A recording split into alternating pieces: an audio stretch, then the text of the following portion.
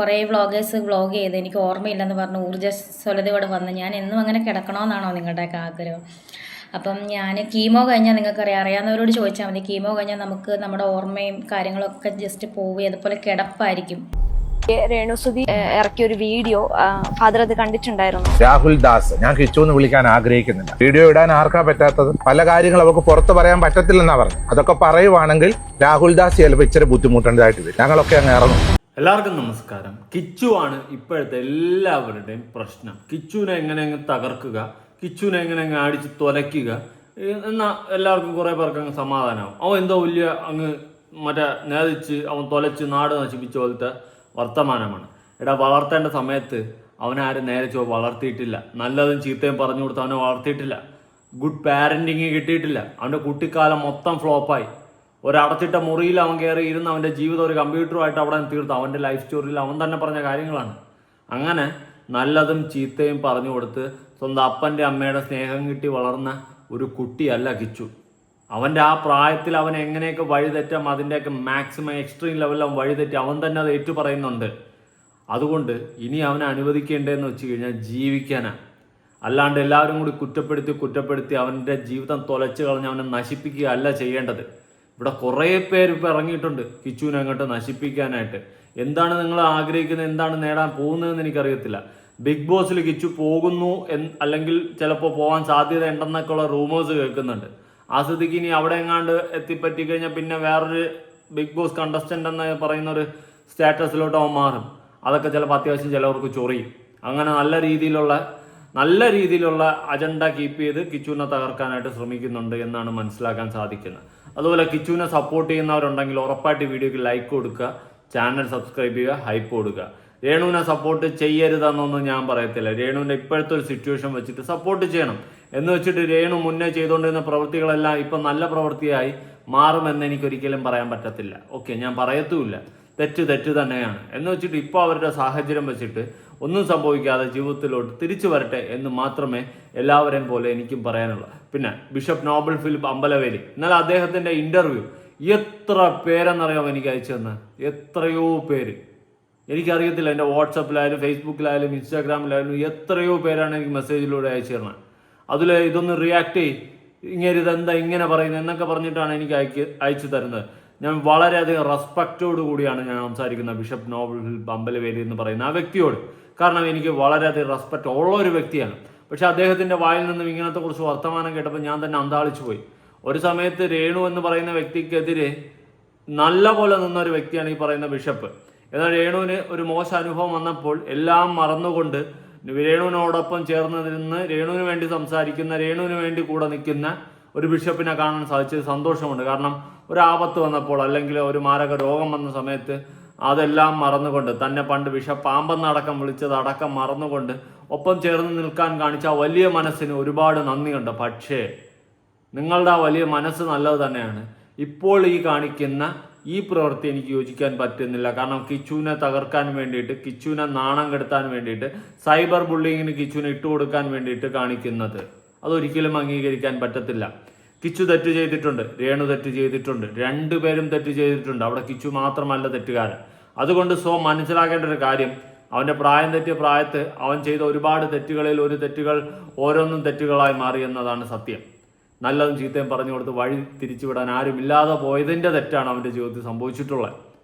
അതുകൊണ്ട് ഇനി അവനെ ജീവിക്കാൻ അനുവദിക്കൂ. എല്ലാ തെറ്റുകളും മറന്നുകൊണ്ട് അവനെ ജീവിക്കാൻ അനുവദിക്കും. ഇപ്പം തന്നെ റീസൺലി കിച്ചു രേണുവിനെതിരെ വീഡിയോ ഇട്ടത് എങ്ങനെയാണ്? മരിയാക്കിയിരുന്ന കിച്ചുവിനെ രേണുവാണ് കിണ്ടി ഇളക്കി വിട്ടത്.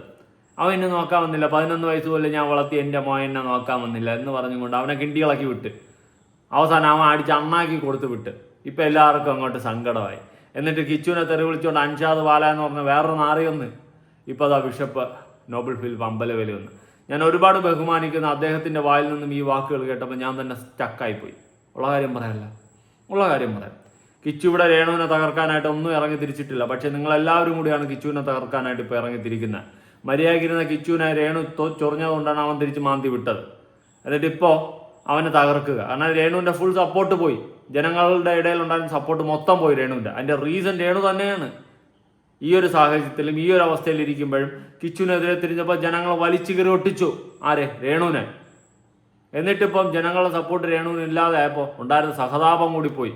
അപ്പോൾ രേണുവിന് നിൽക്കക്കളിയില്ലാതെ വന്നപ്പോൾ ഇപ്പോൾ എന്തൊക്കെയോ കാട്ടിക്കൂട്ടി ഇനി കിച്ചുവിനെ കുറിച്ചുള്ള നെഗറ്റീവ് കാര്യങ്ങളെല്ലാം പുറത്ത് പറഞ്ഞ് അവനെ ജനങ്ങളുടെ മനസ്സിൽ വെറുപ്പുണ്ടാക്കാൻ വേണ്ടിയിട്ട് കാണിക്കുന്ന ഒരു പ്രവൃത്തിയായി മാറിക്കൊണ്ടിരിക്കുകയാണ്. ഓക്കെ, ഞാൻ അതാണ് മനസ്സിലാക്കുന്നത്. എന്തായാലും രേണുവിൻ്റെ ഒരു വീഡിയോയിൽ നിന്ന് തന്നെ നമുക്ക് തുടങ്ങാം. കുറച്ചധികം കാര്യങ്ങൾ സംസാരിക്കാനുണ്ട്. മാക്സിമം വീഡിയോ ഫുള്ളായിട്ട് കാണാൻ ശ്രമിക്കുക. അതുപോലെ തന്നെ ഈ വീഡിയോ മാക്സിമം ആൾക്കാരിലേക്ക് ഷെയർ ചെയ്യുക. കാരണം എനിക്ക് കണ്ടിട്ട് തന്നെ എന്തോ പാവം തോന്നി. ആരോട്? ആ പയ്യനോട്, കിച്ചുവിനോട്. ഓക്കെ, തെറ്റ് ചെയ്യാത്തവരായ ആരാണ് ഗോപു? പക്ഷേ ആ തെറ്റ് പ്രായം തെറ്റിയ പ്രായത്തിൽ ചെയ്തതാണ്. പൊറുക്കാനുള്ള മനസ്സ് കാണിക്കണം എന്നാണ് എനിക്ക് പറയാനുള്ളത്, ഏതൊരു തെറ്റായാലും. എന്തായാലും രേണു, നീ ഈ ഒരു അവസ്ഥയിലും കിച്ചുവിൻ്റെ സൈബർ അറ്റാക്കിന് ഇടാൻ കാണിക്കുന്ന ഈ വലിയ മനസ്സിന് ഒരുപാട് നന്ദിയുണ്ട് കേട്ടോ. എന്തായാലും നിന്റെ അവസ്ഥ മാനിച്ചുകൊണ്ട് ഞാൻ സംസാരിക്കുകയാണ്.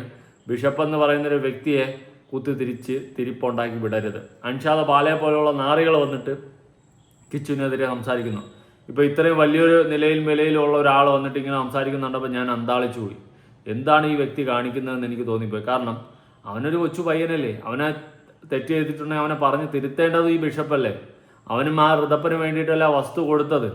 അപ്പോൾ ആ ബിഷപ്പ് അവൻ എന്തെങ്കിലും തെറ്റ് അവൻ്റെ പ്രീവിയസ് ഹിസ്റ്ററിയിൽ ചെയ്തിട്ടുണ്ടെങ്കിൽ അത് ക്ഷമിച്ച് അത് തെറ്റാണെന്ന് പറഞ്ഞ് മനസ്സിലാക്കി കൊടുത്ത് ജീവിതത്തിൽ നല്ല വഴിയിലോട്ട് പറഞ്ഞു വിടേണ്ട ഒരാളല്ലേ ബിഷപ്പ്. ഓക്കെ, അങ്ങനെയുള്ള അദ്ദേഹം പെട്ടെന്ന് കിച്ചുവിനെ വലിച്ചുകീറി ഒട്ടിച്ച് പൊതുസമൂഹത്തിലോട്ട് ഇട്ട് കൊടുക്കുന്ന കണ്ടപ്പോൾ ഞാൻ തന്നെ സ്റ്റക്കായിപ്പോയി. എന്തായാലും രേണു പറയുന്ന കുറച്ച് കാര്യങ്ങളൊന്നും നമുക്ക് ആദ്യം തന്നെ തുടങ്ങാം. ഹലോ, നമസ്കാരം. രേണുസുതിയാണ്. നിങ്ങൾക്കൊക്കെ അറിയാം. ഞാൻ ഒരിക്കലും എന്താ പറയാ, ഈ രോഗം വന്ന ഒരു മനുഷ്യനും എന്താ പറയാ രോഗം വന്ന് കള്ളം പറയത്തില്ല. നിങ്ങൾക്ക് എല്ലാവർക്കും അറിയാവുന്ന ഇത് എന്തിനാണ് ഇട്ടേക്കുന്നത്? ഇത് വെറുതെ ഇടത്തില്ലല്ലോ. ഇത് ഹാർട്ടിലോട്ടുള്ള പിക്ക് ലൈനാണ്. ഓക്കെ, അതായത് രേണു ആദ്യം പറയുന്ന ഒരു കാര്യം തന്നെ, ഈ രോഗം വന്നു എന്ന് പറഞ്ഞ് ആരും കള്ളം പറയില്ലല്ലോ എന്ന്. അതിന്റെ റീസൺ രേണുവിന്റെ കമന്റ് ബോക്സിൽ എഴുതി നീ കള്ളമല്ലേ പറയണത്, നിനക്ക് ഈ രോഗമൊന്നും ഇല്ലല്ലോ എന്ന് ആൾക്കാർ പറയുന്നുണ്ട്. അതിന്റെ റീസൺ എന്താ? ജീവിതത്തിൽ ഇന്നേ വരെ സത്യം പറഞ്ഞ ചരിത്രം രേണുവിനില്ല. രേണുവിന്റെ മുന്നേയുള്ള വീഡിയോകളിലെല്ലാം കള്ളം എല്ലാം കാട്ടുകള്ളമാണ് പറഞ്ഞുകൊണ്ടിരുന്നത്. അപ്പോൾ അങ്ങനത്തെ ഒരു രേണുവിനെയാണ് ജനങ്ങൾക്ക് കണ്ട് ശീലമുള്ള. അങ്ങനെയുള്ള രേണു പെട്ടെന്ന് ഇങ്ങനൊരു അസുഖം വന്നെന്ന് പറഞ്ഞ് പെട്ടെന്ന് തന്നെ ഒരു വീഡിയോ വരുന്നു. അങ്ങനത്തെ സിറ്റുവേഷൻ കാണുന്ന സമയത്ത് ഓഫ് കോഴ്സ് ആൾക്കാർക്ക് ഒരു സംശയം തോന്നും, ഇവള് കള്ളിയല്ലേ, ഇവള് ഓൾറെഡി എന്തുണ്ടെങ്കിലും കള്ളമല്ലേ പറയുന്നത്, അതുകൊണ്ട് ഇതും കള്ളമായിരിക്കുമെന്ന് ആൾക്കാർക്ക് തോന്നും. ഇവിടെയാണ് രേണു എന്ന് പറയുന്ന വ്യക്തി മനസ്സിലാക്കേണ്ടത് ഇപ്പം എങ്ങനെ ഇരിക്കുന്നു. ഇതല്ലേ ഞാൻ അന്നേ പറയുന്നത്, എന്തിനാണ് നാട്ടുകാരെ പറ്റിക്കുന്നത്, കള്ളം പറയുന്നത്, നാളെ ഇതിനെല്ലാം വലിയ വില കൊടുക്കേണ്ടി വരും എന്ന് പണ്ടേ ഞാൻ പറയുന്നതാണ്. ഓക്കെ, ഇപ്പോൾ ജീവിതത്തിൽ ഒരുപാട് പാഠങ്ങൾ രേണു പഠിച്ചു തുടങ്ങിയെന്ന് എനിക്ക് തോന്നുന്നു. ഒന്നും സംഭവിക്കാതിരിക്കട്ടെ, ജീവിതത്തിലോട്ട് തിരിച്ചു വരട്ടെ. പക്ഷെ ഒരുപാട് പാഠങ്ങൾ രേണു പഠിച്ചു തുടങ്ങിയെന്നാണ് ഞാൻ മനസ്സിലാക്കുന്നത്. നീ ഒരു സമയത്ത് മൊത്തം വാ തുറന്ന കള്ളം പറയുന്നത് കൊണ്ട് തന്നെ ഇന്ന് ജനങ്ങൾക്ക് നിന്നെ അക്സെപ്റ്റ് ചെയ്യാൻ പറ്റുന്നില്ല. നിനക്കൊരു അസുഖം വന്നെന്ന് പറഞ്ഞിട്ട് പോലും നീ സർട്ടിഫിക്കറ്റ് എടുത്ത് കാണിച്ചാൽ പോലും ആൾക്കാർക്ക് പൂർണ്ണമായിട്ട് വിശ്വസിക്കാൻ പറ്റുന്നില്ല. അതാണ് അവസ്ഥ. നമ്മൾ കള്ളങ്ങൾ പറഞ്ഞ് മേനാകൂട്ടി ഉണ്ടാക്കി വയ്ക്കുമ്പോൾ ആലോചിക്കണം, നാളെ നമ്മൾ സത്യം പറഞ്ഞാൽ കൂടി മറ്റേ കഥ കേട്ടിട്ടില്ലേ, ഒരുത്തൻ വന്നതിന് ഡെയിലി പുലി വരുന്നേ എന്ന് പറയും. അപ്പോൾ ആൾക്കാരെല്ലാം ഓടി ഒന്ന് എത്തി നോക്കും, ഇവൻ കള്ളൻ എന്നും പറ്റിക്കുന്നു. അങ്ങനെ യഥാർത്ഥമായിട്ട് ഒരു ദിവസം അവൻ പറയും പുലി വന്നേന്ന്. അന്ന് അവൻ കള്ളം തന്നെ പറയണം, അവൻ വീണ്ടും പറ്റിക്കുകയാണെന്ന് പറഞ്ഞും കൊണ്ട് ആൾക്കാർ മൈൻഡ് ചെയ്യാതെ പോകുമ്പോൾ ഉണ്ടാകുന്ന അവസ്ഥ ആലോചിച്ചു. അതേ ഒരു അവസ്ഥയില്ല ഏതാണ്ടൊക്കെ. ഓക്കെ, വെറുതെ ഒരാൾക്ക് രോഗമില്ലാത്ത ഒരാൾക്ക് കുത്തിയിടത്തില്ല. ഞാൻ പറയാൻ വന്ന വേറൊന്നുമല്ല, പറയുന്നവർ പറഞ്ഞുകൊണ്ടിരിക്കട്ടെ, എനിക്ക് കുഴപ്പമില്ല. എന്നെ സ്നേഹിക്കാൻ ഒരുപാട് പേരുണ്ട്, എൻ്റെ കൂടെ ഉണ്ട്. പിന്നെ നിങ്ങൾക്കറിയാം, കുറേ വ്ളോഗേഴ്സ് വ്ളോഗ് ചെയ്ത് എനിക്ക് ഓർമ്മയില്ലെന്ന് പറഞ്ഞ് ഊർജ്ജസ്വലതയോടെ വന്ന് ഞാൻ എന്നും അങ്ങനെ കിടക്കണമെന്നാണോ നിങ്ങളുടെയൊക്കെ ആഗ്രഹം? നമ്മുടെ ഒന്നും ആഗ്രഹം അങ്ങനെ എന്ന് നീ കിടപ്പിലായി കിടക്കണമെന്നല്ല, എത്രയും പെട്ടെന്ന് ജീവിതത്തിലോട്ട് തിരിച്ചു വരണമെന്ന് തന്നെയാണ് എൻ്റെ ആഗ്രഹം. ഞാനൊരു കാര്യം പറയാം, രേണുവിൻ്റെ ഒരുപാട് വീഡിയോസ് ഞാൻ കണ്ട്, ഈ അസുഖത്തിന് ശേഷമുള്ള വീഡിയോസ്, എല്ലാത്തിനും കിടക്കുന്നു വയ്യ അങ്ങനെ ഇങ്ങനെ എന്നുള്ള അയ്യോ ഈ ഒരു സെറ്റപ്പ് വീഡിയോസായിരുന്നു. പക്ഷേ കിച്ചുവിനെ എക്സ്പോസ് ചെയ്യാനും കിച്ചുവിനെതിരെ സംസാരിക്കാനായിട്ട് രേണു കാണിക്കുന്ന ഒരു എനർജി അത് കണ്ടില്ലെന്ന് അടിക്കാൻ പറ്റത്തില്ല. അതേ എനർജിയിൽ എന്നും ഉണ്ടാവട്ടെ, തിരിച്ചു വരട്ടെ. നമ്മൾ അഭിനയിക്കാതിരിക്കുക. നമുക്കൊരു അസുഖം ഉണ്ടെങ്കിൽ തന്നെ സഹതാപം പിടിച്ചു പറ്റാനായിട്ട് ജനങ്ങളുടെ ഇടയിലേക്ക് നമ്മൾ അഭിനയിക്കാതിരിക്കുക. സത്യസന്ധമായിട്ട് ജീവിച്ചു നോക്ക്, ദൈവം കൂടെ ഉണ്ടാവും, ഉറപ്പാ. അല്ലാണ്ട് നമ്മൾ ആ ഒരു അസുഖം വന്നപ്പോഴേ അതിലും മുതലെടുപ്പ് നടത്തി നാട്ടുകാരെ പറ്റിക്കാൻ വേണ്ടിയിട്ട് നിന്ന് കഴിഞ്ഞാൽ ഓക്കെ, ദൈവം പോലും കാണത്തില്ല കൂടെ. ഇനിയെങ്കിലും ഇന്ന് മുതലെങ്കിലും എൻ്റെ വീഡിയോ ഇറങ്ങിയതിന് ശേഷമെങ്കിലും സത്യം പല്ലിയടിക്കുക. എൻ്റെ വീഡിയോ ഇറങ്ങിയതിന് ശേഷമെങ്കിലും സത്യസന്ധമായിട്ട് ജീവിക്കാൻ നോക്കുകയാണോ, ദൈവം നിന്നോടൊപ്പം കാണും. നിനക്ക് എത്രയും പെട്ടെന്ന് സൗഖ്യമാകും. ഇത് ഞാൻ വെറുതെ പറയുന്ന വാക്കുകളല്ല. ഓക്കെ, ഞാൻ വെറുതെ പറയുന്ന വാക്കുകളല്ല. പറ്റുവാണെങ്കിൽ നീ കോട്ടയംകാരില്ലേ, ആലപ്പുഴ കൃപാസനം പള്ളിയിലൊക്കെ ഒന്ന് പോ, നല്ലതാണ്. അവിടെ പോയി ഉടമ്പടി എടുക്കാൻ പറ്റുമെങ്കിൽ എടുക്കുക. നിനക്ക് പറ്റിയില്ലെങ്കിൽ നിൻ്റെ ചേച്ചി കൊണ്ടെങ്കിലും എടുപ്പിക്കുക. നല്ലതാണ്. ദൈവത്തിൻ്റെ വഴിയോട്ട് പോകും. നമ്മൾ സത്യസന്ധരായി ജീവിക്കുക. ഞാൻ ഉടമ്പടി എടുത്തിട്ടുള്ള ഒരു വ്യക്തിയാണ്. ഓക്കെ, ഞാൻ അതെല്ലാം പക്കയായിട്ട് കറക്റ്റായിട്ട് അനുസരിച്ച് ജീവിക്കുന്ന ഒരു വ്യക്തിയല്ല. കാരണം ബാഡ് വേർഡ്സ് ഒന്നും യൂസ് ചെയ്യില്ലെന്നൊക്കെയാണ് ഉടമ്പടിയിലുള്ളത്. ഞാൻ അതൊക്കെ യൂസ് ചെയ്യാറുണ്ട്. എൻ്റെ കുരു പൊട്ടുമ്പോൾ ഞാൻ വിളിക്കാറുണ്ട്. പക്ഷേ എന്നാൽ കഴിയുന്ന രീതിയിൽ നല്ല കാര്യങ്ങൾ ചെയ്യാനും സത്യസന്ധമായിട്ട് നിൽക്കാനും ഞാൻ ശ്രമിക്കാറുണ്ട്. ഓക്കെ, എന്നെ കൊണ്ട് കഴിയുന്ന കാര്യങ്ങളൊക്കെ ഞാൻ ചെയ്യാറുണ്ട്, പ്രാർത്ഥിക്കാറുണ്ട്. ഞാൻ എന്നും പ്രാർത്ഥിക്കുമ്പോൾ നിനക്ക് വേണ്ടി പ്രാർത്ഥിക്കും. അതെന്തുകൊണ്ടാണെന്ന് ചോദിച്ചു കഴിഞ്ഞാൽ നിനക്കൊന്നും സംഭവിക്കാതെ ഇരിക്കട്ടെ. അതുകൊണ്ട് സത്യസന്ധമായിട്ട് ജീവിക്കാൻ നോക്കുകയാണ്. ഈ പറയുന്ന ദൈവവും ജനങ്ങളൊക്കെ നിൻ്റെ കൂടെ കാണും. കുത്തിത്തിരിപ്പും ഈ പറയുന്ന ആരെങ്കിലുമൊക്കെ കുത്തിത്തിരിച്ച് വിടുന്ന ആ ഒരു ഏഷണി പരിപാടിയൊക്കെ നീ കാണിച്ചു കഴിഞ്ഞാൽ ദൈവം പോലും നിൻ്റെ കൂടെ കാണത്തില്ല. ഇനിയെങ്കിലും നല്ലോണം ജീവിക്കാൻ നോക്ക്. കൂടെ നിൽക്കുന്നതിൻ്റെ കുറേ സുഹൃത്തുക്കളുണ്ട്, നിന്നെ വെച്ച് മുതലെടുപ്പ് നടത്താൻ നിൽക്കുന്നവർ. അവരെയൊക്കെ മാറ്റി നിർത്തിയിട്ട് നല്ലോണം ജീവിക്കാൻ നോക്ക്, നല്ലത് ചെയ്യാൻ നോക്ക്. ഓക്കെ, ഇനിയെങ്കിലും ജീവിതം ഒരു പാഠമായി എടുത്തുകൊണ്ട് മുന്നോട്ട് നന്നായിട്ട് ജീവിക്കാൻ നോക്ക്, കുത്തിത്തിരിപ്പുണ്ടാക്കാതെ. അപ്പം ഞാൻ കീമോ കഴിഞ്ഞാൽ നിങ്ങൾക്കറിയാം, അറിയാവുന്നവരോട് ചോദിച്ചാൽ മതി. കീമോ കഴിഞ്ഞാൽ നമുക്ക് നമ്മുടെ ഓർമ്മയും കാര്യങ്ങളൊക്കെ ജസ്റ്റ് പോവുക, അതുപോലെ കിടപ്പായിരിക്കും. കിടന്നുകൊണ്ട് ആ സമയത്തെടുത്ത വീഡിയോ ആണത്. അത് കഴിഞ്ഞ് ഞാൻ ഓക്കെ ആയി വന്നു. എപ്പോഴും എൻ്റെ കുഞ്ഞിന് വേണ്ടി ഞാൻ ഓക്കെ ആയാലേ പറ്റത്തുള്ളൂ. എന്നെ സ്നേഹിക്കുന്ന ഒരു കുഞ്ഞിന് വേണ്ടി ഒക്കെ നമ്മൾ ഇങ്ങനത്തെ സഹതാപങ്ങൾ പറക്കിയിടല്ലേ. ബോൾഡ് ആൻഡ് സ്ട്രോങ് ആയിട്ട് നിന്ന് ജീവിതത്തിൽ ജീവിക്കാൻ നോക്ക്. അല്ലാണ്ട് എൻ്റെ കുഞ്ഞിന് വേണ്ടിയിട്ടാണ്. എന്തിന് സഹതാപത്തിൻ്റെ ആവശ്യമൊന്നുമില്ല. നീ കുറേ കള്ളങ്ങൾ പറഞ്ഞുണ്ടാക്കി അഭിനയിച്ച് നാട്ടുകാരുടെ പ്രാക്ക് വാങ്ങിച്ച് കൂട്ടി ഈ അവസ്ഥയിലെത്തി. ഈ ആ രോഗം വന്നത് അതുകൊണ്ടാണെന്നല്ല ഞാൻ വാദിക്കുന്നത്, ഞാൻ പറഞ്ഞതാണ്. ഇനിയുള്ള അങ്ങോട്ടുള്ള ജീവിതത്തിലെങ്കിലും സത്യസന്ധമായിട്ട് ജീവിക്കാൻ നോക്കുകയാണ് കേട്ടോ. അല്ലെങ്കിൽ ഒന്നും പറയാനില്ല. ഒരുപാട് പേരുണ്ട്. പിന്നെ നിങ്ങൾക്കറിയാം എൻ്റെ വരുമാന മാർഗം ഇപ്പം ഒന്നുമില്ല. ഞാനിവിടെ കിടപ്പാണ്. ഈ യൂട്യൂബ് ചാനലൊക്കെ ഉള്ളു. ഇപ്പം എൻ്റെ ഈ രോഗത്തിൻ്റെ പരിമിതി വെച്ച് തൊട്ടടുത്ത് എവിടെയെങ്കിലുമൊക്കെ പഴയ പോലെ എനിക്ക് പ്രമോഷനോ ഇനോഗ്രേഷനോ ചെറിയ ചെറിയ ഷൂട്ടോ കാര്യങ്ങളോ ഒക്കെ ഉണ്ടെങ്കിൽ നിങ്ങൾ പഴയ പോലെ എൻ്റെ മാനേജറെ നിങ്ങൾ കോണ്ടാക്ട് ചെയ്യണം. അയ്യോ, നിന്റെ മാനേജർ ഓർമ്മിപ്പിക്കല്ലേ, കരിഷ്മയല്ലേ, എവളെ ഓർമ്മിപ്പിക്കല്ലേ. അവള് ലോക ഞാനൊന്ന് അന്വേഷിച്ചുകൊണ്ടിരിക്കുകയാണ്. കനല് കെട്ടിട്ടില്ലെങ്കിൽ കൈ പൊള്ളും കരിഷ്മ. കഥകളും ഒക്കെ കേൾക്കുന്നുണ്ട് നോ. കനല് കെട്ടിട്ടില്ലെങ്കിൽ കൈ പൊള്ളും. കരിഷ്മ ഒന്ന് ഫ്രീ ആണെങ്കിൽ ഒന്ന് എനിക്ക് ഇൻസ്റ്റയിൽ മെസ്സേജ്. കാരണം നിന്റെ അക്കൗണ്ട് എനിക്ക് തപ്പിയിട്ട് കിട്ടിയില്ല, ഞാൻ വിട്ട്. ഒരു പ്രാവശ്യം എന്തോ സെർച്ച് ചെയ്ത് കിട്ടിയില്ല, ഞാൻ വിട്ട്. അന്വേഷിച്ചിട്ട് രേണുവിൻ്റെ ആ ഫ്രണ്ട് ലിസ്റ്റിൽ എടുത്ത് നോക്കിയാൽ മതി. പക്ഷേ നീ ഒന്ന് ഫ്രീ ആണെങ്കിൽ എനിക്കൊരു മെസ്സേജ് അയക്കും കേട്ടോ. കരിഷ്മ എടുത്താണ്. പരിമിതിക്കനുസരിച്ച് ഞാനതെല്ലാം ചെയ്യും. സോ എല്ലാവരുടെയും ഏറ്റവും കൂടുതൽ എല്ലാവരുടെയും പ്രാർത്ഥനയാണ് വേണ്ടത്. സത്യം പറഞ്ഞാൽ ജനങ്ങളുടെ പ്രാർത്ഥന ഉണ്ടാവുന്നുണ്ട്. പക്ഷേ അവിടെ നീ വെറുപ്പ് വാങ്ങി കൂട്ടിയ ഒരു നിമിഷമാണ് കിച്ചുവിനെതിരായിട്ട് അടിച്ചത്. അതോടുകൂടി നിനക്ക് വേണ്ടി പ്രാർത്ഥിച്ച ആൾക്കാർ വരെ നിന്നെ വെറുക്കാൻ തുടങ്ങി. എന്തിന് വെറുതെ ആരാണ് ഈ മണ്ടബുദ്ധിത്തനമൊക്കെ നിനക്ക് പറഞ്ഞു തരുന്നതെന്നാണ് എനിക്ക് മനസ്സിലാവാത്തത്. കരിഷ്മയാണോ അല്ലെങ്കിൽ ഇനി കൂടെ നിൽക്കുന്ന ഏതെങ്കിലും അൻഷാദ് പാലയെ പോലെയൊക്കെയുള്ള ടീംസാണ് മണ്ടത്തരം മൊത്തം കാണിക്കുന്നത്? അതുകൊണ്ട് ചോദിച്ചതാണ്. ടെൻഷനാണ് ഓരോ ദിവസം. നിങ്ങൾക്കറിയാം ക്യാൻസർ രോഗത്തിന് ഒരുപാട് മരുന്നും മെഡിസിൻസും ഒക്കെ ആവശ്യമാണ്. അതിനൊക്കെ ഒരുപാട് പൈസ ആവശ്യമാണ്. ഇപ്പം ഞാൻ പ്രോഗ്രാം ഒന്നും ഇല്ലാതിരിക്കുകയാണ്. ചെറിയ പ്രോഗ്രാം ഇവിടെയുള്ള അടുത്തൊക്കെയുള്ള പ്രോഗ്രാംസൊക്കെ നിങ്ങൾ പഴയപോലെ ചെറിയ പ്രോഗ്രാംസും കാര്യങ്ങളൊക്കെ തരുവാണെങ്കിൽ എൻ്റെ പരിമിതിക്കനുസരിച്ച് ഞാൻ ചെയ്യാം. അതുപോലെ എനിക്ക് അടുത്ത കീമോ 10-ാം തീയതിയാണ്. അപ്പം അത് കഴിഞ്ഞിട്ട് കുറച്ച് നാൾ എന്തായാലും റെസ്റ്റ് വേണം. ഇപ്പോഴും റെസ്റ്റിലാണ് ഞാൻ. റെസ്റ്റ് അല്ലെന്നല്ല, ഞാനിങ്ങനെ കിടന്നിട്ട് എനിക്ക് മാനസികമായിട്ട് ഭയങ്കര ബുദ്ധിമുട്ട്. അങ്ങനെയാണ് ഞാൻ ഓരോ വീഡിയോസ് റീൽസൊക്കെ ചെയ്യുന്നത്. അതിനും കുറ്റം കണ്ടുപിടിക്കാനാണ് ആൾക്കാർ. സാരമില്ല, ഞാനതൊന്നും മൈൻഡ് ചെയ്യാറ്. റീൽസൊക്കെ നീ ചെയ്തോ? മാന്യമായിട്ടുള്ള റീൽസോ മാന്യമായിട്ടുള്ള വീഡിയോസൊക്കെ ചെയ്ത് കഴിഞ്ഞാൽ ആരും കുറ്റം പറയത്തില്ല. പിന്നെ കുറച്ച് ആൾക്കാരൊക്കെ പറയും, കാരണം നിന്റെ നേരത്തെ തനി കുണം കണ്ടിട്ടാണ് ആൾക്കാർ പറയുന്നത്. മാന്യമായിട്ടുള്ളതൊക്കെ ചെയ്തോ. അതല്ലാണ്ട് സബ്സ്ക്രിപ്ഷനകത്ത് പോയിട്ട് ഇമാതിരി അവരാതെ ഇട്ടിട്ട് എനിക്ക് ജീവിക്കാൻ വേറെ മാർഗ്ഗമില്ലാത്തതുകൊണ്ടാണെന്നൊന്നും പറയല്ലേ. കാരണം ഇവിടെ ജീവിക്കാൻ ഒരുപാട് വഴിയുണ്ട്. അയ്യോ എനിക്ക് എൻ്റെ ചികിത്സയ്ക്ക് എൻ്റെ കൊച്ചിൻ്റെ ചിലവിനും എന്ന് പറഞ്ഞും കൊണ്ട് എനിക്ക് വേറെ വഴിയില്ലെന്ന് പറഞ്ഞുകൊണ്ട് അവരാതെ വീഡിയോ ഇടുന്ന ആരെയും ഞാൻ സപ്പോർട്ട് ചെയ്യത്തില്ല. അവസാനം എല്ലാ സ്ത്രീകളും വേറെ വഴിയില്ലാണ്ടൊരു ഇമാതിരി അവരാതെ സ്വീകരിച്ചാൽ മതിയാ. പിന്നെ ഇവിടെ നാട് നശിക്കുമല്ലോ. അതുകൊണ്ട് ഇതൊന്നും ഞാൻ സപ്പോർട്ട് ചെയ്യത്തില്ല. മര്യാദയ്ക്ക് ജീവിക്കുക. പിന്നെ ആൾക്കാരുടെ അടുത്ത് തെണ്ടി ജീവിച്ചാലും അതിനേക്കാൾ അന്തസ്സുണ്ടെന്നേ ഞാൻ പറയത്തുള്ളൂ. ഉണ്ടാവും, തീർച്ചയായിട്ടും.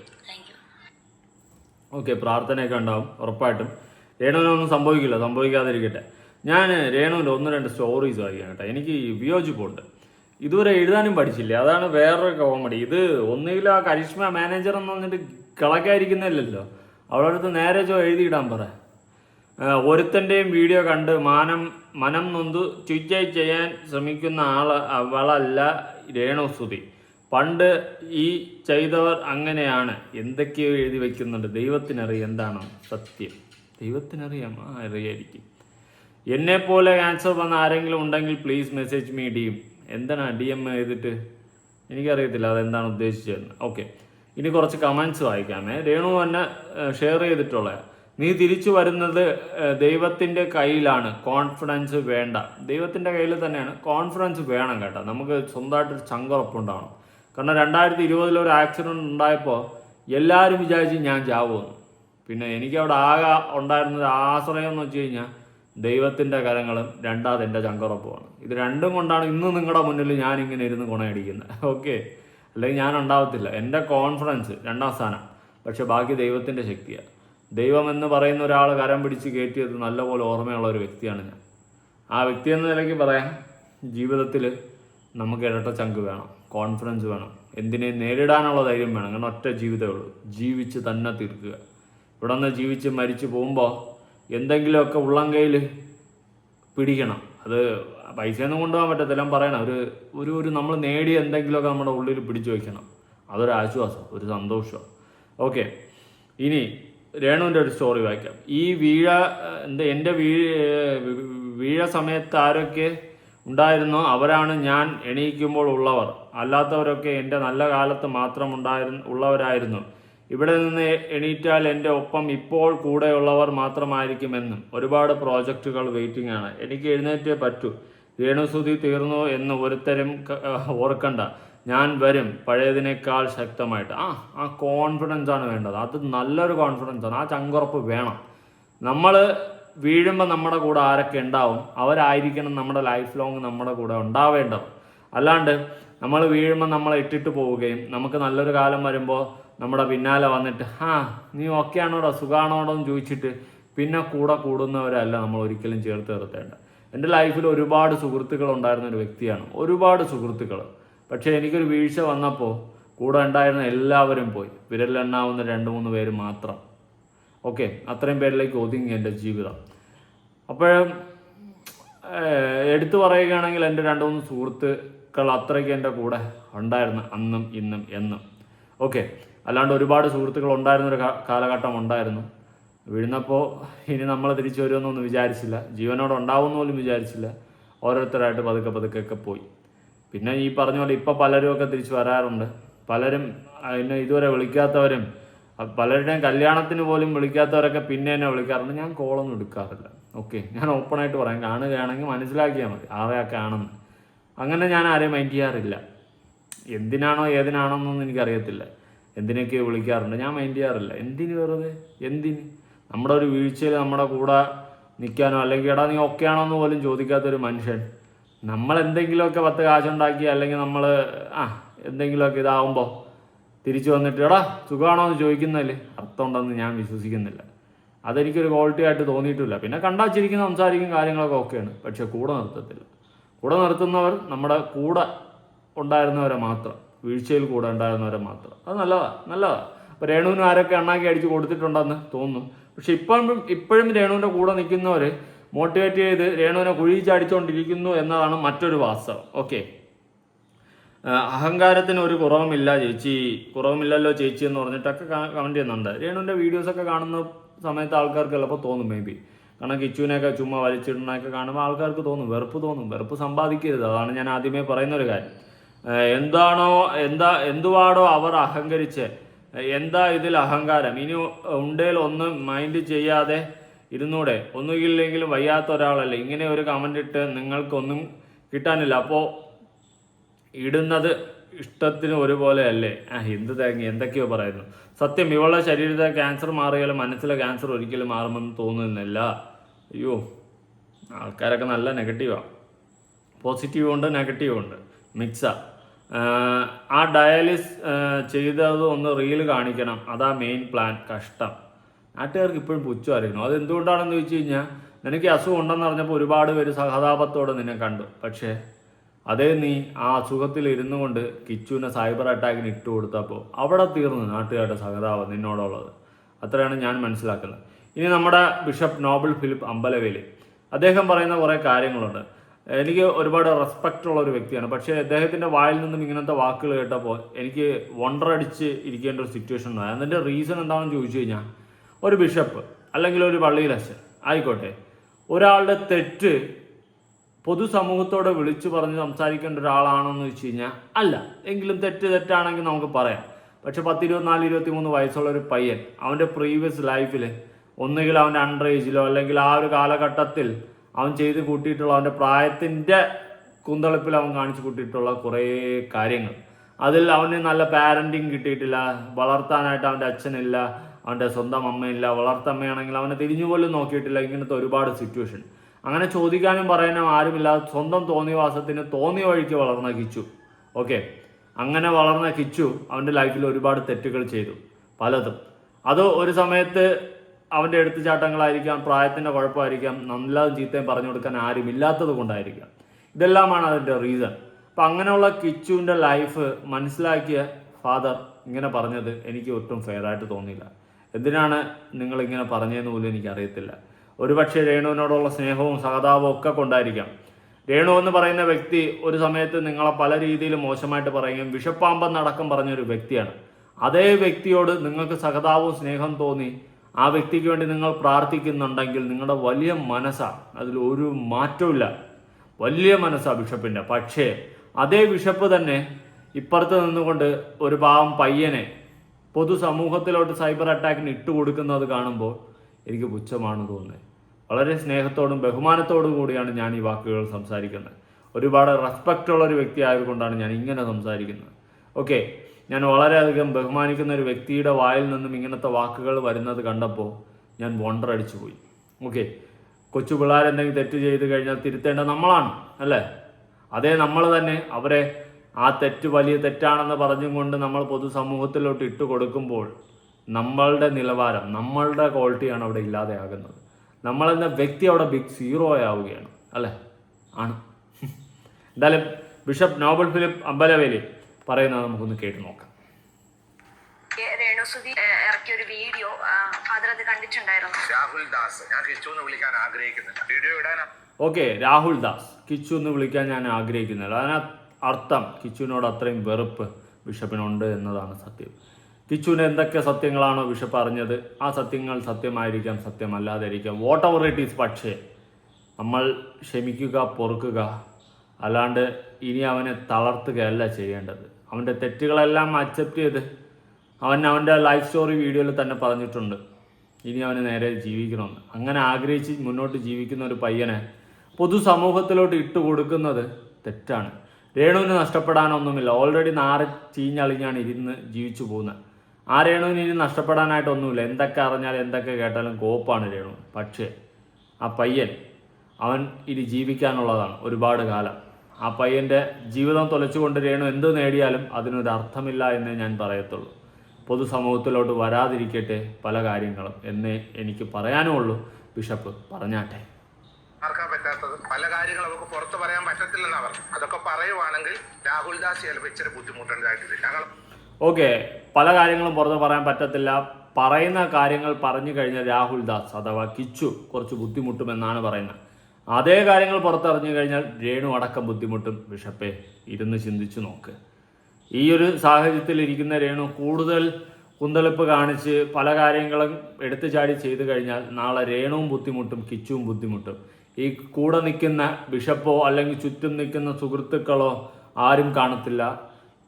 ബുദ്ധിമുട്ടുന്നവർ രേണുവും കിച്ചുവും ഒക്കെ ആയിരിക്കും. കിച്ചുവും ഋതപ്പനും ഈ പറയുന്ന രേണുവിൻ്റെ കുടുംബവും ആയിരിക്കും, മറ്റാരും ആയിരിക്കത്തില്ല. ഓക്കെ, അതാദ്യം മനസ്സിലാക്കുക. ഈ പറയുന്ന ബിഷപ്പോ എനിക്കോ ഒന്നും ഒരു വിഷയവുമില്ല, നമുക്കൊന്നും നഷ്ടപ്പെടാനൊന്നുമില്ല. നഷ്ടം നിങ്ങൾക്ക് മാത്രമാണ്, നിങ്ങൾക്കും നിങ്ങളുടെ കുടുംബത്തിനും മാത്രം. ആ ചീത്തപ്പേരും നാറ്റപ്പേരും എല്ലാം കൂടി നിങ്ങളുടെ കുടുംബം സമ്പാദിച്ച് വയ്ക്കുമെന്നല്ലാണ്ട്, നാട്ടുകാർക്ക് ചിരിക്കാനുള്ള ഒരു വകുപ്പാകുമെന്നല്ലാണ്ട് രേണുവിന് ഇവിടെ ഒരു നേട്ടവുമില്ല എന്നതാണ് സത്യം. ഓക്കെ, കിച്ചു ബിഗ് ബോസിൽ പോകുന്നു എന്നുള്ള വാർത്തകൾ കേൾക്കുന്ന സ്ഥിതിക്ക് ആ കിച്ചു ബിഗ് ബോസിൽ പോകുന്നത് കൊണ്ട് ഇവിടെ ആർക്കെങ്കിലും വിഷമമുണ്ടോ എന്ന് എനിക്കൊരു സംശയം ഇല്ലാതില്ല. അതില്ല. ഞങ്ങളൊക്കെ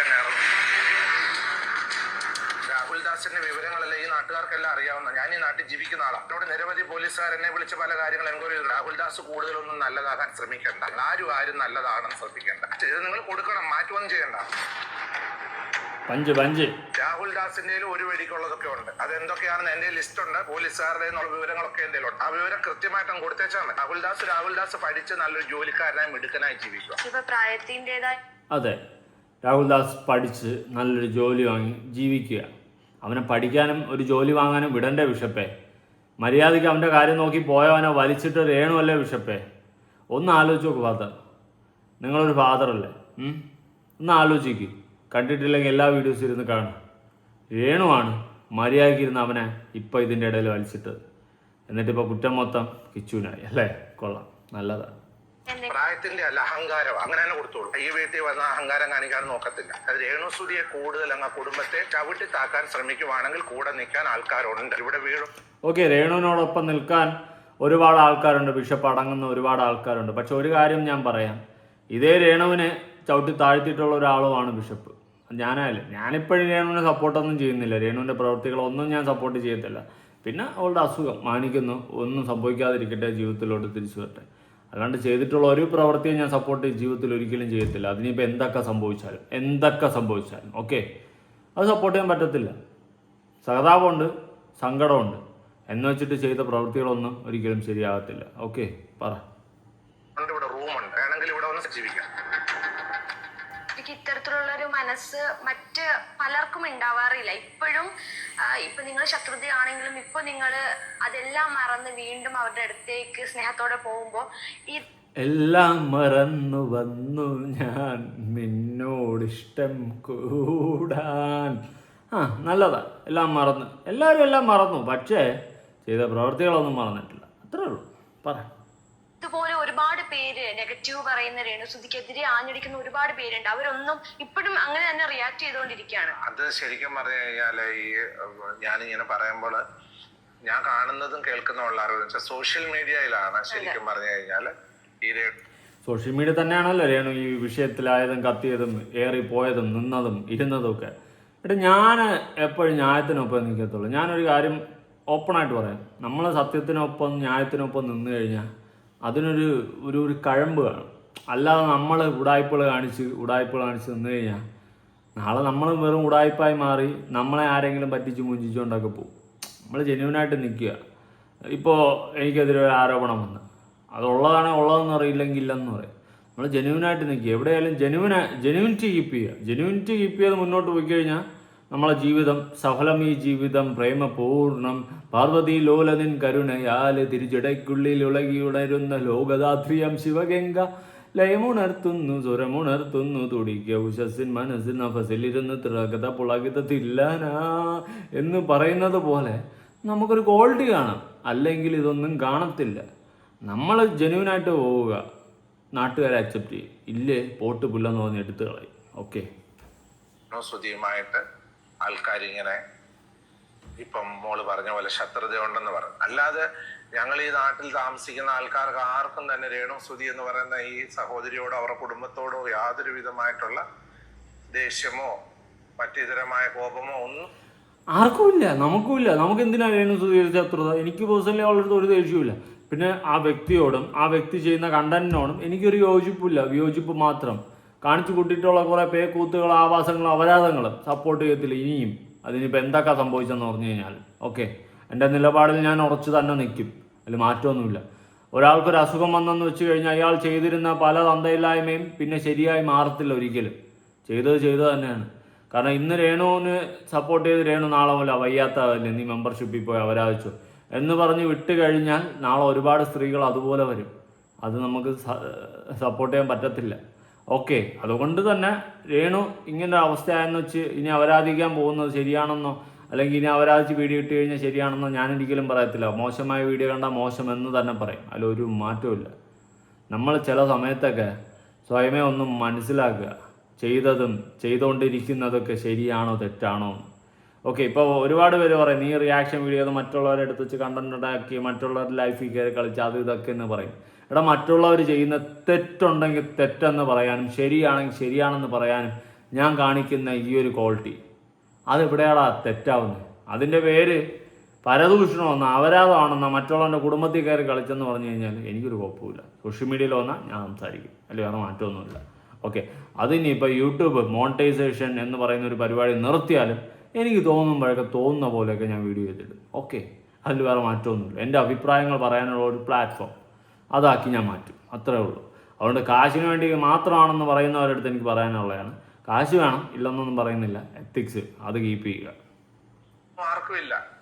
സോഷ്യൽ മീഡിയയിലാണ് ശരിക്കും പറഞ്ഞു കഴിഞ്ഞാൽ സൈബർ ബുള്ളിങ്ങിലൂടെയും ഒക്കെയാണ് അവരെ ഇങ്ങനെ, പിന്നെ അവരുടെ ജീവിത മാർഗത്തിന് വേണ്ടിയിട്ട് അവർക്ക് ദിവസവും ജീവിച്ചു പോകാനായിട്ട് അവർ ജോലി ചെയ്തൊരു സഹോദരിയാണ്. അവർക്കറിയാവുന്ന രീതിയിൽ ബാക്കി പറ, പ്രമോഷൻ ചെയ്യുമായിരുന്നു, അവർക്കറിയാവുന്ന രീതിയിൽ അവർ ഉദ്ഘാടനങ്ങൾക്ക് പോകുമായിരുന്നു, അവർക്കറിയാവുന്ന സ്റ്റേജ് പ്രോഗ്രാമിന് പോകുമായിരുന്നു. അതൊക്കെ അവരുടെ ജീവിത സന്ധാരണത്തിനായിട്ട് അന്നന്ന് ജീവിതം. കാരണം കൊല്ലം സ്തുതി മരണപ്പെട്ട ശേഷം കൊല്ലം സ്തുതി മരണപ്പെട്ടതിന് ശേഷം ബിഷപ്പ് ഇങ്ങനെ നല്ലല്ലോ നേരത്തെ പറഞ്ഞിരുന്നത്. ഓക്കെ, അവരുടെ ജീവിത മാർഗമാണെന്ന്. ഓക്കെ, എന്ത് ജീവിത മാർഗം? കണ്ട അവരാധ വീഡിയോകളും കണ്ട അവരാധ ആൽബങ്ങളും കണ്ട അവരാധ സബ്സ്ക്രിപ്ഷൻ്റെ അത് കടിക്കല്ലട പൊന്ന്, ഇതൊക്കെയാണോ ജീവിതമാർഗം? എനിക്ക് അക്സെപ്റ്റ് ചെയ്യാൻ പറ്റത്തില്ല, ഞാനിത് അക്സെപ്റ്റ് ചെയ്യത്തില്ല. അതിനിപ്പോൾ എന്തൊക്കെ വലിയ മാരക രോഗം വന്നെന്ന് പറഞ്ഞാലും ചെയ്തതെല്ലാം തെറ്റ് തന്നെയാണ്. ഒരാൾക്കൊരു അസുഖം വന്നു കഴിഞ്ഞാൽ അയാൾ മൻമോഹൻ സിംഗ് ആവത്തില്ല, അല്ലെങ്കിൽ APJ അബ്ദുൽ കലാമും ആകത്തില്ല. ഓക്കെ, ചെയ്തതെല്ലാം തെറ്റ് തന്നെയാണ്, അതിൽ മാറ്റമൊന്നുമില്ല. സഹതാപമുണ്ട്, ഒന്നും സംഭവിക്കാതിരിക്കട്ടെ, അത്രേ ഉള്ളൂ. അല്ലാണ്ട് ഈ പറയുന്ന പോലെ രേണു ജീവിക്കാൻ വേണ്ടിയിട്ട് ചെയ്തതാണ് ഇതെല്ലാം എന്ന് പറഞ്ഞ് അതിനെല്ലാം മാറ്റി എഴുതി പുതിയൊരു ചരിത്രമാക്കി വിടാൻ എന്നെ കിട്ടത്തില്ല. ആരെ കിട്ടിയാലും. കുടുംബം മുൻപോട്ട് പോകണം. അവർക്കൊരു വസ്തു വീട് കൊണ്ടെന്നും പറഞ്ഞ് അവരുടെ ജീവിതം മുന്നോട്ട് കൊണ്ടുപോകാൻ കഴിയത്തില്ല. അപ്പൊ സന്തോഷമായ ഒരു ജോലി എന്ന് പറയുന്നത് അവർക്ക് ഇങ്ങനെയുള്ള കാര്യങ്ങളിൽ ഏർപ്പെട്ട് കടന്നു പോകുക എന്നുള്ളതാണ്. ഈ ഇന്ത്യ മഹാരാജ്യത്തിൽ ജീവിക്കുന്ന എത്രയോ സഹോദരിമാര്, പുരുഷന്മാര് അവരവർക്ക് ഇഷ്ടമുള്ള ജോലി ചെയ്യുന്നു. ഇഷ്ടമുള്ള ജോലിയല്ലേ ചെയ്യുന്നത്, അല്ലാണ്ട് ഇമാതിരി അപരാധങ്ങൾ കാണിക്കുന്നതിന് ഒരിക്കലും ജോലിയാണെന്ന് പറയാൻ പറ്റത്തില്ല. സെക്ഷൽ ഫ്രസ്ട്രേഷൻ നിറഞ്ഞിട്ടുള്ള കുറെ കാമക്കടുകളെ തൃപ്തിപ്പെടുത്താൻ വേണ്ടി കാണിക്കുന്ന പേക്കൂത്തുകളെ ഒരിക്കലും ഒരു ജോലിയാണെന്ന് പറയാൻ പറ്റത്തില്ല. അതിൽ നിന്നും അവർ സമ്പാദിക്കുന്നുണ്ടെങ്കിലും അതൊരുമാതിരി മ്ലാച്ഛമാണ്. ഇവിടെ ഡ്രഗ്സും കഞ്ചാവും വിറ്റ് കാശുണ്ടാക്കുന്നില്ലേ, മ്ലാച്ഛമായ രീതിയിൽ, അതുപോലത്തെ മറ്റൊരു വെർഷൻ, അത്രേ ഉള്ളൂ. ഓക്കെ, അവരെ വിമർശിക്കാൻ നമുക്ക് അതിന്റെ ആവശ്യമില്ലെന്നുള്ളതാണ് എൻ്റെ ഒരു അഭിപ്രായം. കാരണം ആ അഭിപ്രായത്തോട് എനിക്ക് യോജിപ്പില്ല. നമ്മൾ തെറ്റ് കണ്ടാൽ വിമർശിക്കണം, അല്ലാണ്ട് ഒരാൾക്ക് അസുഖം വന്നു കഴിഞ്ഞാൽ അയാൾ ചെയ്ത തെറ്റുകളെല്ലാം ശരിയായി മാറത്തില്ല. അതെനിക്ക് യോജിപ്പുള്ള ഒരു കാര്യമില്ല. ബിഷപ്പിൻ്റെ വലിയ മനസ്സാണ് രേണുവിന് ഇങ്ങനൊരു സിറ്റുവേഷൻ വന്നപ്പോൾ അവിടെ പോയി പ്രാർത്ഥിക്കാനും അവരോടൊപ്പം നിൽക്കാനും ചേർന്ന് നിൽക്കാനും കാണിക്കുന്ന ഈ മനസ്സ്, അത് വലുത് തന്നെയാണ് എന്തൊക്കെ പറഞ്ഞാലും. പക്ഷെ അതിൻ്റെ പേരിൽ ചെയ്തിരുന്നതെല്ലാം ശരിയായി മാറുക യോജിപ്പില്ല, ചെയ്തുകൊണ്ടിരിക്കുന്നതും ശരിയാണെന്നും യോജിപ്പില്ല. അവരവരുടെ ജോലി ചെയ്ത് ജീവിച്ചു. ഇപ്പോൾ അവർക്ക് ആരോഗ്യ പ്രശ്നം ഉണ്ടായി. എന്റെ പ്രാർത്ഥന അവർ എത്രയും പെട്ടെന്ന് സൗഖ്യമുള്ളവളായി. നമ്മുടെയും പ്രാർത്ഥന അത് തന്നെ. അവര് സന്തോഷത്തോടെ അവരുടെ മോനെ വളർത്തി. ഒരു കൊച്ചു മോനുണ്ട് അവർക്ക്, ഒരു 6.5 വയസ്സ് പ്രായമുള്ള ഒരു കുട്ടിയുണ്ട്. ആ കുഞ്ഞിനെ വളർത്തി അവർ സന്തോഷമായി ജീവിക്കട്ടെ എന്നുള്ളതാണ് എന്റെയും എന്റെ പ്രാർത്ഥന, കൂട്ടായ്മകളിലുള്ളവരുടെയും എല്ലാവരുടെ ആഗ്രഹം അതൊക്കെ തന്നെയാണ് ബിഷപ്പേ, വേറൊന്നുമില്ല. പക്ഷേ ബിഷപ്പ് ഇവിടെ എൻ്റെ ഇടയിൽ കിച്ചുവിനെ വലിച്ചിട്ടത് എനിക്ക് ഒരു തരത്തിൽ യോജിക്കാൻ പറ്റത്തുമില്ല, ഞാൻ ഒരിക്കലും യോജിക്കത്തുമില്ല. അത് ഒരിക്കലും ഒരു ഫെയർ ആയിട്ടുള്ളൊരു കാര്യമില്ല. കാരണം ആ പയ്യൻ എന്ത് തെറ്റാ ചെയ്തേ? അവൻ്റെ ചെറുപ്രായത്തിൽ തന്തയും തള്ളയെ നല്ലത് പറഞ്ഞു കൊടുത്ത് വളർത്താൻ ഇല്ലാത്തതുകൊണ്ട് അവൻ പല തോന്നിവാസങ്ങളും കാണിച്ചു.